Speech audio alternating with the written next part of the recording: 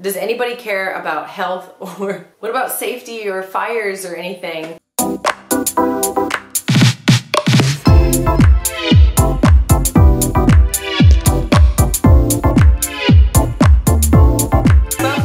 We are back. Things that are normal in Croatia but that will confuse Americans.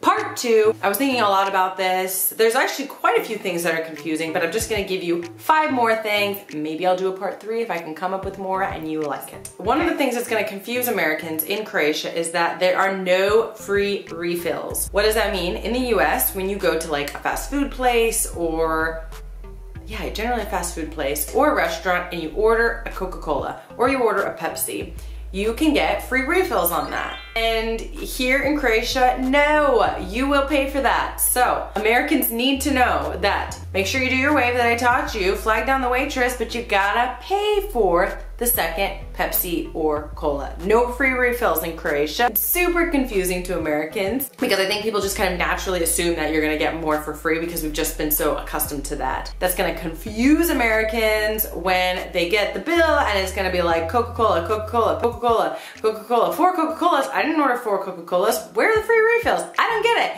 Like, no, it's gonna confuse Americans for sure. Second thing that is normal in Croatia but is going to confuse Americans is you can smoke everywhere. Super confusing. Now, I was a smoker, so I loved this when I came. I wasn't confused by it because I was just like, what?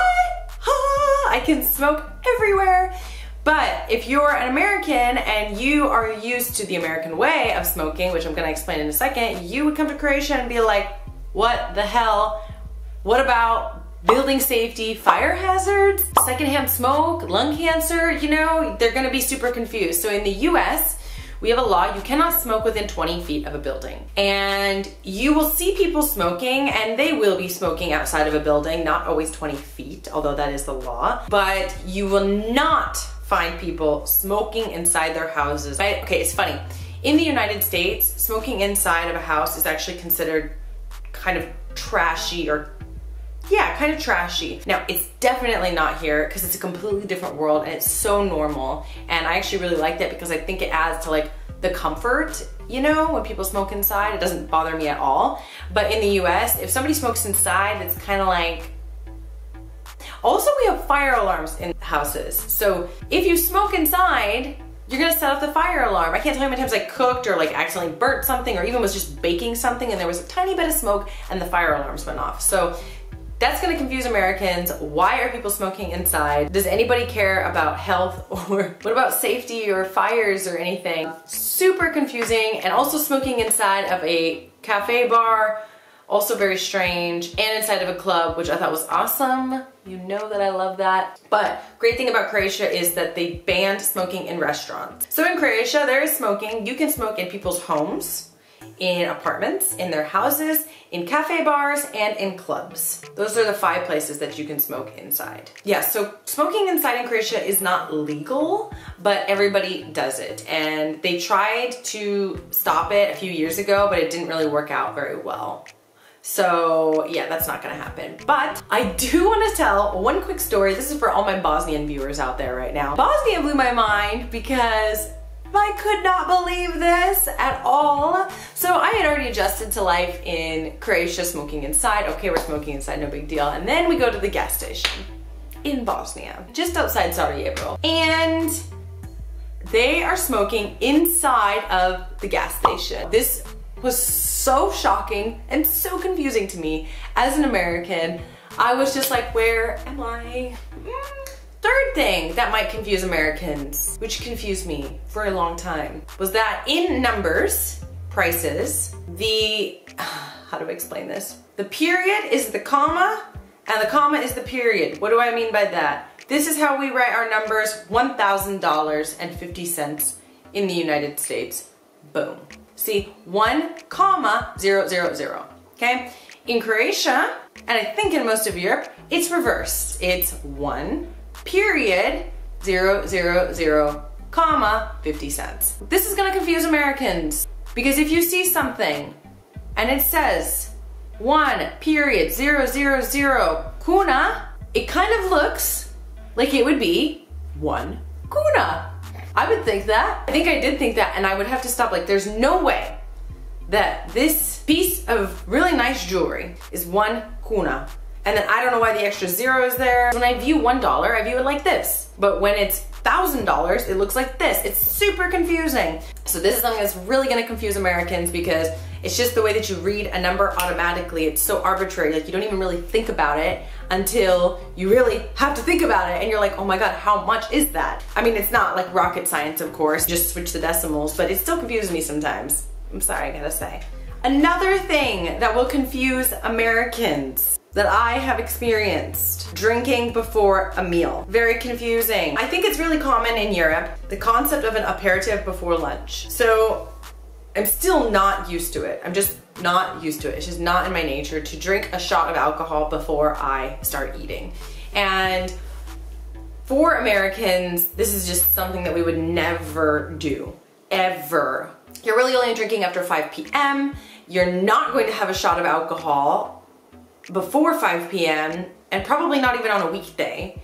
You're having a shot of alcohol Friday or Saturday night when you're like going out with your friends, unless there are some people who do take shots at other times of the day. We're not gonna talk about that. But in Croatia, it's super, super customary to take a shot of alcohol before you eat. So I think Americans, I know from my perspective, I loved it when I came here. When people were like, let's take, I was like, all right, awesome, let's do this, I'm gonna be part of it. But then there was some times where I was like, what? Like, I'm not ready for alcohol right now.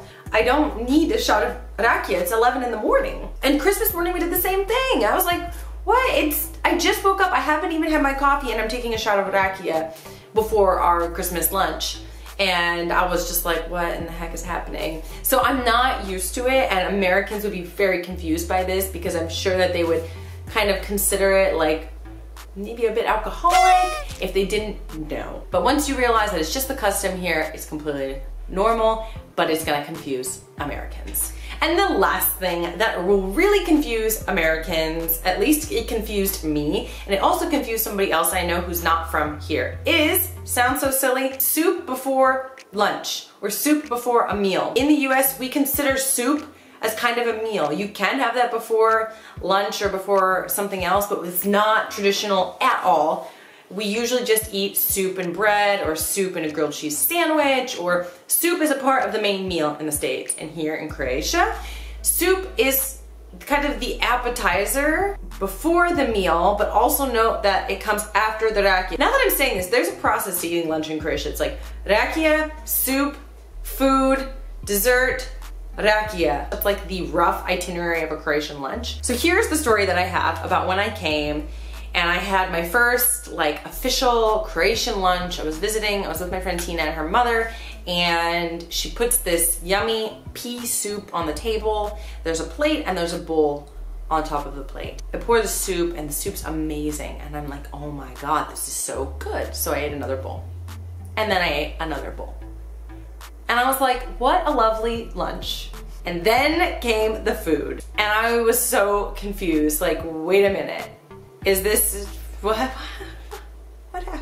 She brought out like fried meat, potatoes, more meat I think was there. I don't even remember because I was like, oh my God, I have to eat more than the entire pot of soup that's in my belly right now. It's not that no one told me because no one wanted to tell me, it's that people don't realize what is normal to them might not be normal to others. And so I told them, like, guys, I ate like a bunch of soup and I'm gonna eat some, but I didn't realize that the soup was before the meal. And they just started laughing and they were like, oh my God, we're so sorry, we didn't tell you, we didn't know that you didn't know. And I was like, how did you know that I didn't know? So yes, please know that if an American comes to your home and you're gonna serve soup before lunch, please let them know that there's gonna be food after, or else they're gonna stuff themselves. And like I said, I had a friend who did the exact same thing. I told him, like, God, I got so stuffed on my first Croatian lunch because I ate a bunch of soup thinking that it was the main meal. And he was like, I did the same thing. So that's it, ljudi. That is the second part. Things that are normal in Croatia but that will confuse Americans. Keep those in mind.